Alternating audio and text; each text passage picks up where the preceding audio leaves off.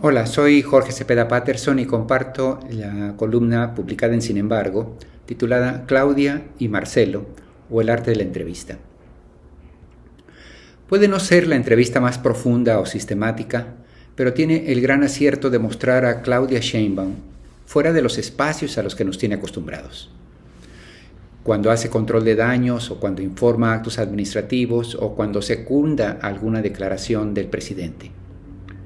En esta ocasión, en cambio, se sometió a las preguntas, albures y transgresiones de uno de los youtuberos más exitosos del momento, Escorpión Dorado, un comediante periodista del corte de Broso de los primeros años. El sitio de la entrevista era tan singular como el entrevistador. Ella ocupando el asiento del copiloto mientras recorrían el primer cuadro de la ciudad. Él al volante de una camioneta.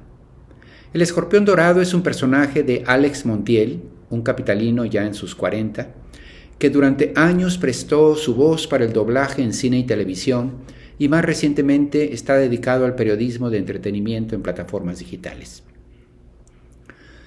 Los asesores de campaña suelen tener actitudes encontradas, opuestas respecto a este tipo de programas porque son un arma de dos filos. Permiten acceder a públicos más amplios y mostrar un perfil más cálido y humano de políticos que normalmente viven encorsetados por las respuestas que exigen sus tareas y responsabilidades. El ejemplo es que en 2 días esta entrevista ha sido reproducida casi 1 millón de veces. Pero por lo mismo, el riesgo es también muy alto, porque el sentido del humor es el sentido más difícil de improvisar si no lo tienes.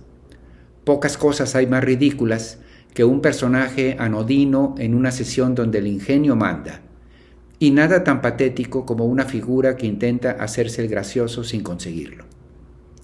Particularmente como en este caso en que el interlocutor, Escorpión Dorado, hace pullas a 3 bandas, comentarios políticamente incorrectos y transgresiones que podrían ser campo minado para alguien pagado de sí mismo. Me quiero imaginar la situación entrevistando a Del Mazo, a Enrique de la Madrid o a Santiago Krill, por ejemplo. Claudia Sheinbaum salió bien librada esencialmente porque decidió pasársela bien, disfrutando el ingenio del otro sin dejar de ser ella misma. Cálmate, Escorpión, le dice entre risas cuando su entrevistador le chulea los ojos. Yo estoy muy enamorada, dice, y relata la manera en que buscó en Facebook a su exnovio de la facultad y le pidió que lo aceptara como amigo. Vivía en España, dice, pero luego que nos encontramos decidió venirse a México. Eso es amor, ¿no? En otro momento se ríe de su supuesta imagen de dama de hierro y reconviene al enmascarado. No uses el teléfono mientras manejas, te va a detener los policías. Y cuadras más adelante, tras celebrar el comentario de un motociclista, le sugiere que se abroche el casco. No hay revelaciones morbosos o exclusivas de las que suelen gustar los periodistas, ni respuestas que permitan atisbar a un jefe de Estado. No era ese tipo de entrevistas.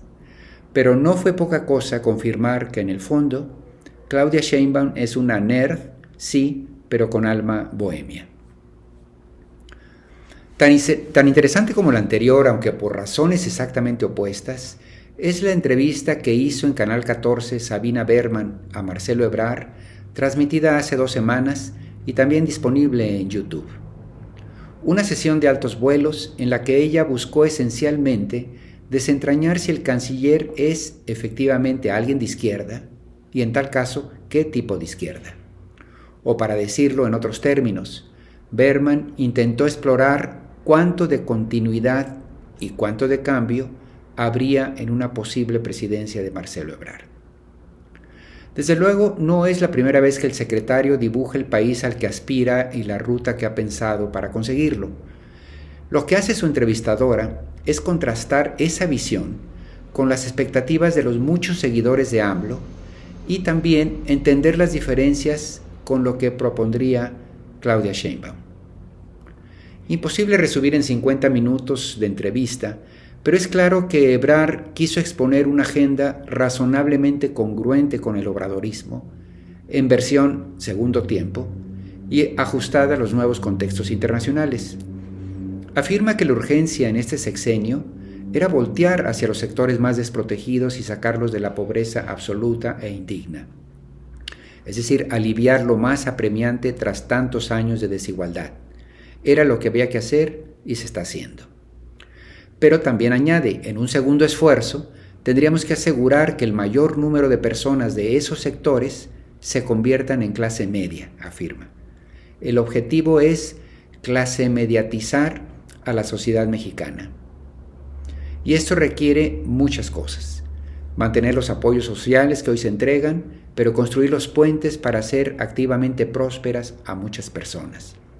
Habría sí que pedirle un mayor esfuerzo a los que están arriba, pero lo más importante es crecer a tasas mucho más altas, particularmente en aquello que genere una derrama hacia abajo, es decir, aumentar la proporción de la riqueza que se va a redistribuir.